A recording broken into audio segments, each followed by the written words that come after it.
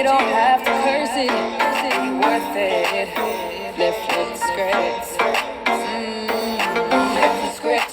Change my scene. Do all the things that are in my dreams. You worth it. Hi, everyone. I hope all is well with you. I'm Dr. Chanel Sermon, and I'm bringing you some royal empowerment.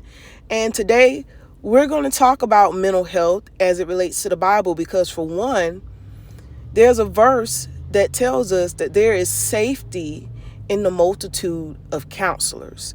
So I'm going to leave that verse in the description of this message.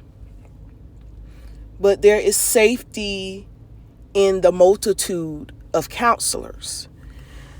So when it concerns mental health, you all don't take that for granted because you never know what you can go through today or tomorrow that can change your whole view and your whole outlook on life, your whole perspective, your whole well-being, just by the things that you go through. And I know this week I have been challenged greatly with how I've been looking at life and perceived life. Times I felt like giving up because of the stress and having to adjust to a new situation and things like that. So when it comes to mental health, you always want to make sure you have an outlet, and you want to get you a circle of people that you don't mind. And when I say a circle of people, I'm not talking about a big circle of people, because truth is, everybody don't care about you. You got some people that just want the scoop on you, and then you got some people that really do want to see you heal, want to see you grow, want to see you at your best. So it's important that you figure out who is for you.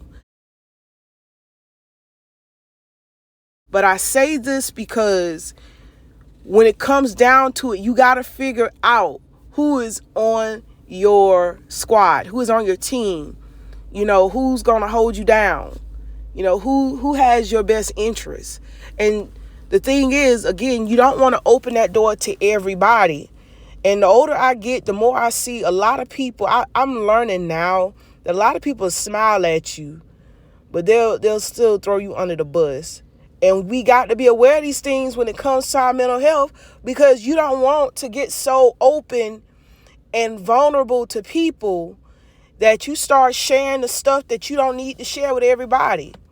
And I know the stuff that I'm dealing with now, I can't just go around to people on my job and tell them, hey, this is what I'm going through. Because some people use that as a topic of discussion for whatever reason, probably to make themselves look good. Because sometimes when you hear something bad about somebody, they take that information and, they use that to brighten their day. And it takes the attention off of what's going on in their life by talking about you. But let us not be like that, okay? Let us not have somebody else's life story on blast just to look good, just to be an entertainer. So that's why it's important for you to watch who is in your circle. I want to call it a safety circle, since we're saying there's safety in the multitude of counselors, okay? So make sure that you know who you are talking to, because some people, they can't hold water, okay? They can't hold water. And so I was grateful to be able to reach out to someone this week, because that really made a difference. And I'm glad that God has this person with a connection to my life. When I feel like I cannot talk to someone else, I can call her.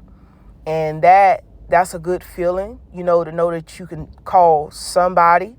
And at times, what I try to do when I know other people have their own struggles, I try to be careful. If they're not able to talk to me, then I just have to look at it with, hey, they're not able to talk to me right then. But I'm glad that this person saw fit to really talk to me, And so those things make a difference. All right. And again, we're talking about safety in the multitude of counselors. You want to be able to talk to somebody that care about you. Talk to somebody that can give you something that will sustain you.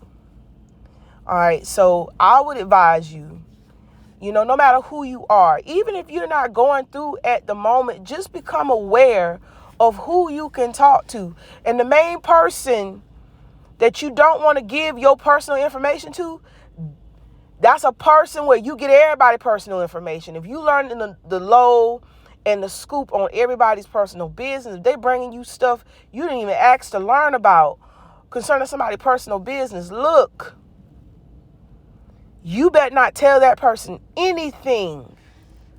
Okay? Some people seem authentic, but you got to watch these deeds. You got to check a tree by its fruit. Okay? I'm telling y'all all of this because the scariest thing that can happen when you're trying to establish your safety circle, your team that you can lean on whenever you need some help, some guidance or whatever. The worst thing you can have that happens is that you get somebody that's emotionally immature or just plain out evil in their motives, and they turn around and tell the whole world everything that you shared with them. And that's why it's important, too, that you have a relationship with God so God can help you to discern who are for you, who are going to really be the ones that you can have integrity with. Even if you was to fall out with this person, even if you was to disagree with this person and not talk to this person again, is this the type of person that you can tell in their character? If they wasn't talking to you again and you had a falling out, would they go and be slanderous or just messy, when it concerns your stuff that you entrusted them to? And I know with me, I was able to tell my growth because there was a person that I had stopped talking to for years, and that person told me something personal or whatnot. And even though I stopped talking to that person, I didn't make it my goal or my agenda to go around and bash that person. I didn't, try to reveal the stuff this person shared about their personal life with me. I didn't try to do that to get back with this person or to do revenge, or because I'm not talking to this person no more, it doesn't matter. You got to be careful with stuff like that because you never know.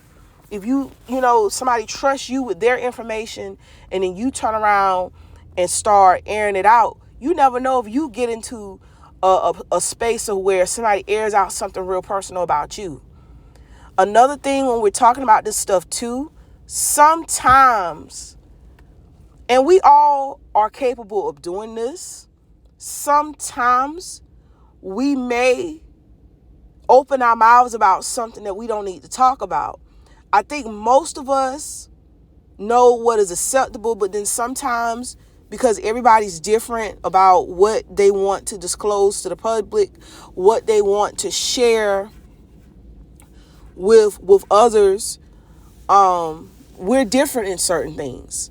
Some things I don't mind people sharing about me, but other people mind. And so you have to get to a point where you're learning people enough to understand what they want you to say about them and what they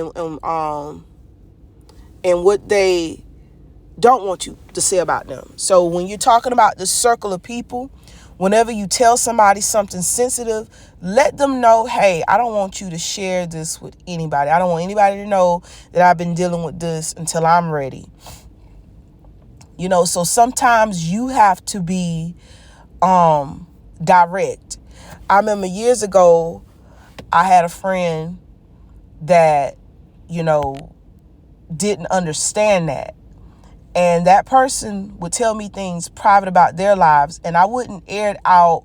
Or if someone asked that person about their life, I wouldn't speak up for that person. I always let a person tell their own story when asked, when it concerns something personal or something sensitive. But there was something about my life that person didn't understand that I didn't want shared, and that person started to air those things unwittingly, not understanding that I didn't want those things to be shared. And so I didn't know that I had to tell that person, this is something that I don't want you sharing or whatever. And I think some people would discern what it like this here. I think is something that you really a lot of people would know not to do, but you still got to caution some people. So when it concerns sharing parts of your life with people, it's probably best not to assume that they know what to share and what not to share, and just tell them, hey, please don't tell anybody I told you this. This is information that I want you to not share. So again, you have to make yourself clear with whoever you confide in, because a lot of times we go through things and we need to confide in somebody. Okay, God is a great place to start. Okay, he's a great person to start with confiding.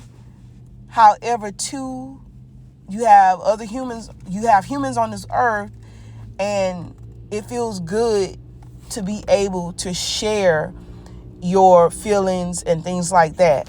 So the reason why you want to do this too is so that you can open yourself up to get help. Sometimes somebody has resources, advice, and tips, and even know the right prayer to pray to help you with that breakthrough. Okay, so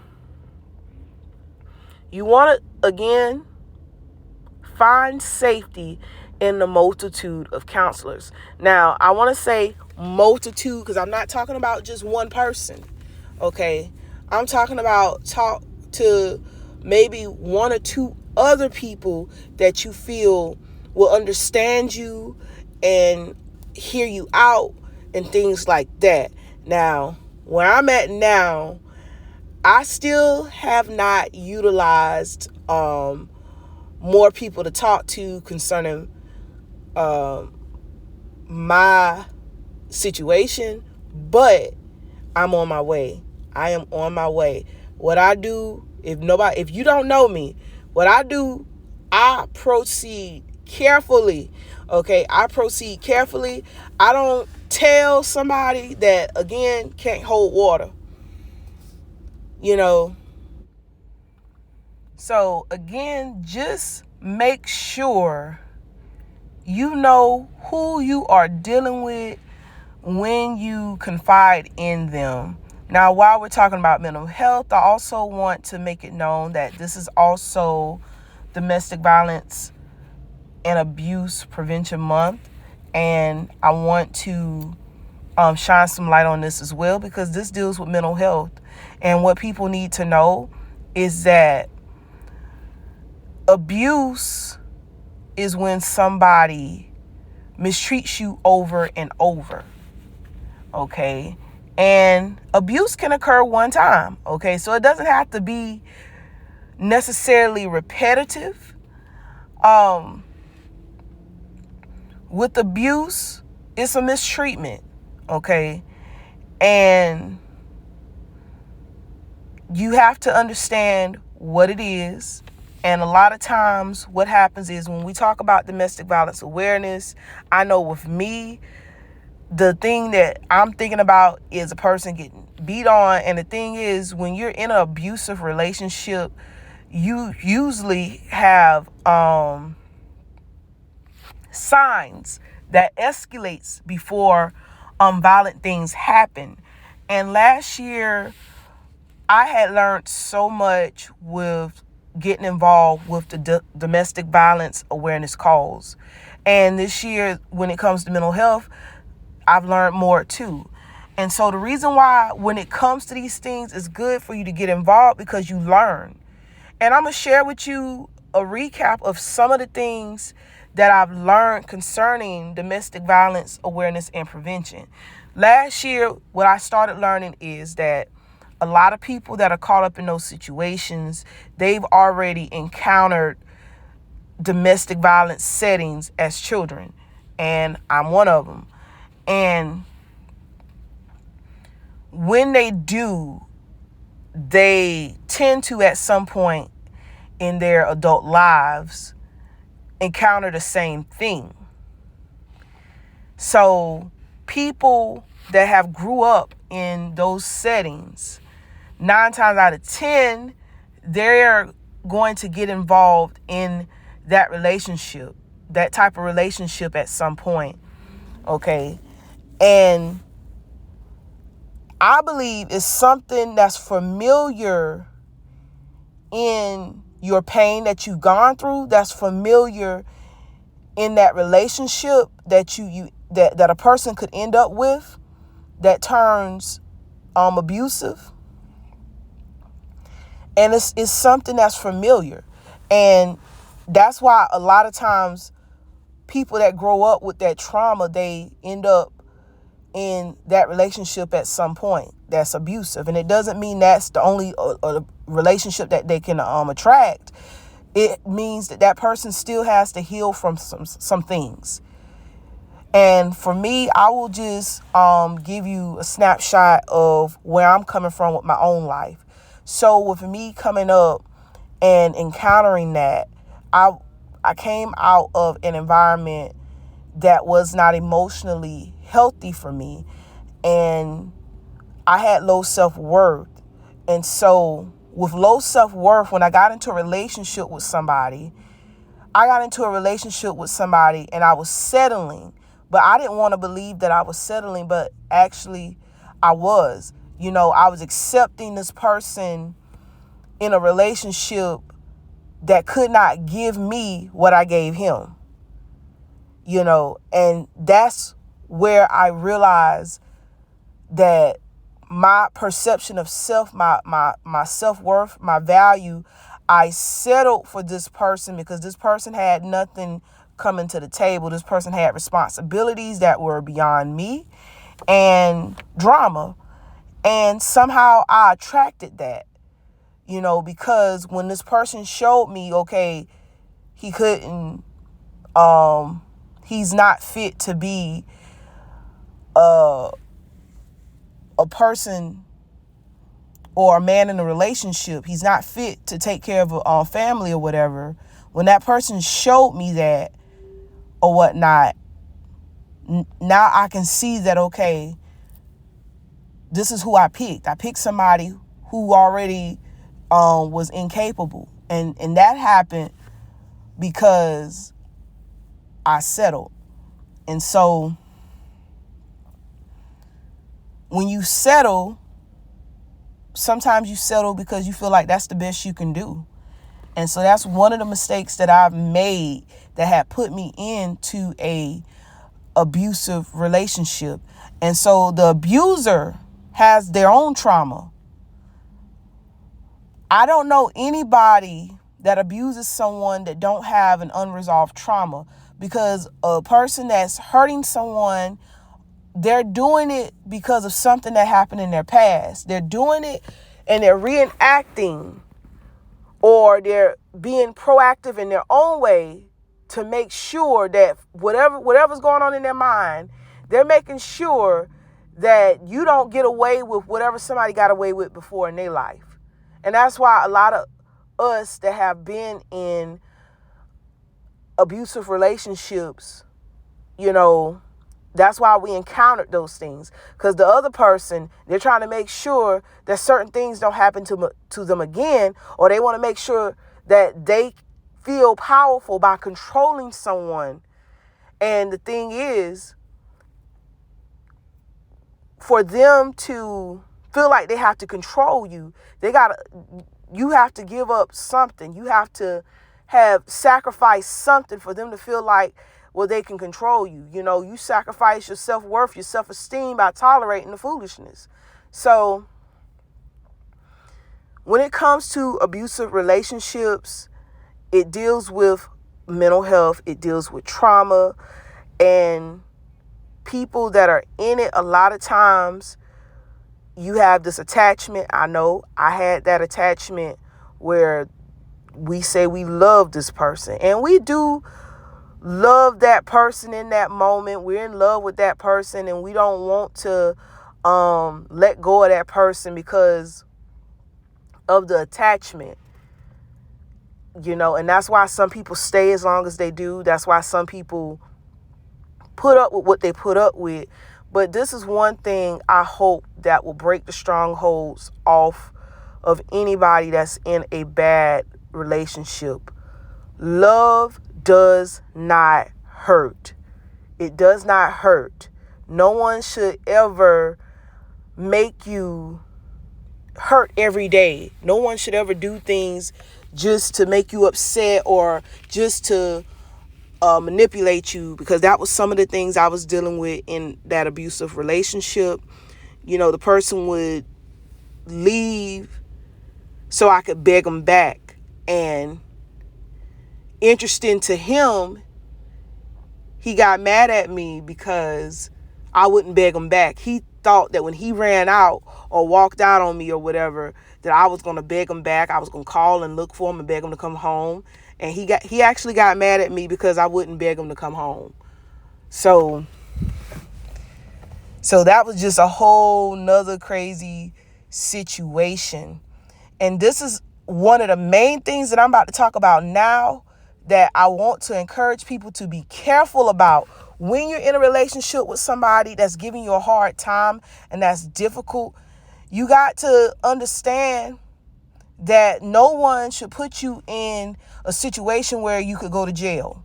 No one should put you in a situation where you would have to fight back and then somehow you get in trouble fighting their toxic behavior.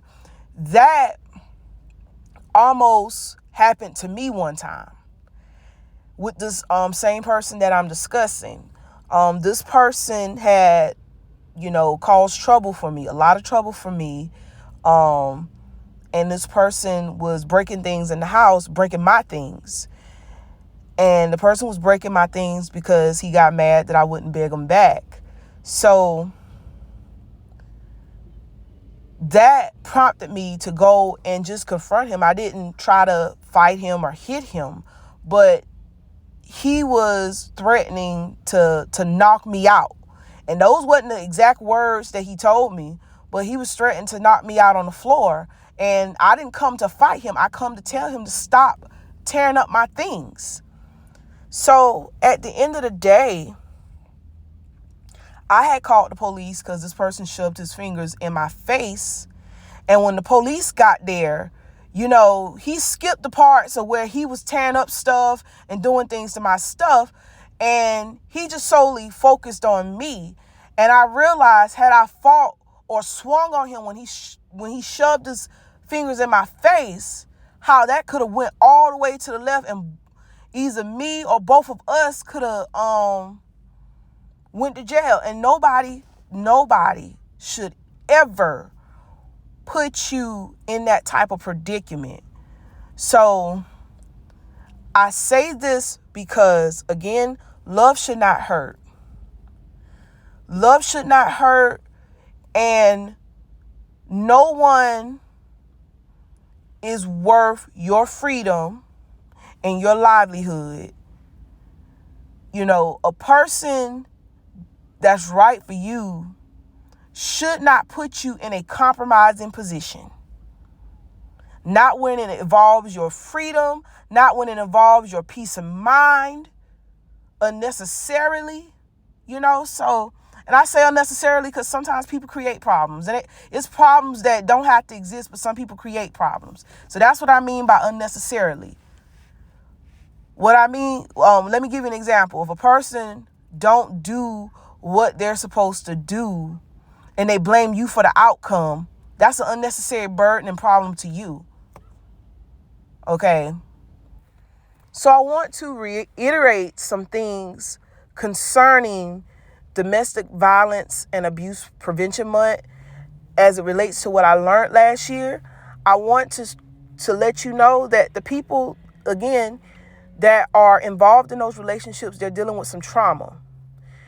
It could be one person that's feeling unworthy of love or want to be loved, but they'll accept disrespect in exchange for what they think is love. Okay. And the person that's on the abusing end, the one that's doing the abuse, they feel that they can keep doing what they're doing to a person. And if they keep saying, I'm sorry, that'll draw the person back and that'll make it right. And they go back and doing it again. And that becomes a cycle of abuse. Okay, so again, trauma is the main reason why you have two people hanging around in an abusive relationship. Another thing that I learned that was profound, and I seen that happen in the abusive relationship that I was in, is that the abuser can abuse you so long, emotionally, verbally, in those ways. They can abuse you so long, they can take advantage of you for so long that they can make you snap and have you doing things you normally wouldn't do. And if you're not careful and the police get involved, they can probably get you in trouble. And that was where I was headed with this person.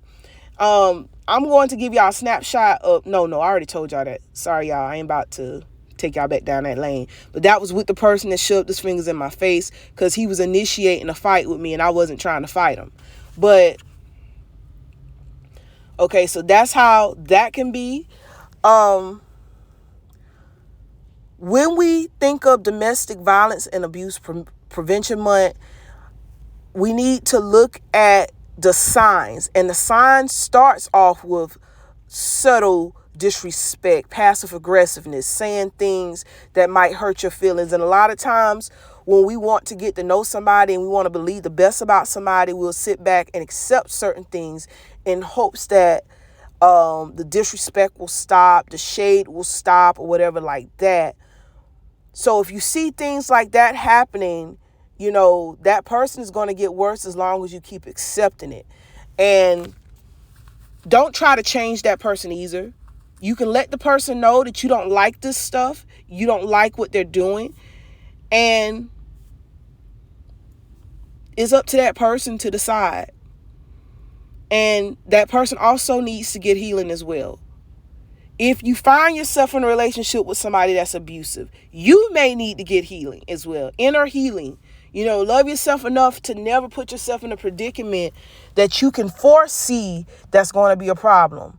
All right, so to wrap things up, I want y'all to remember when we're talking about mental health, there's nothing wrong with having a safety circle because there is safety in the multitude of counselors.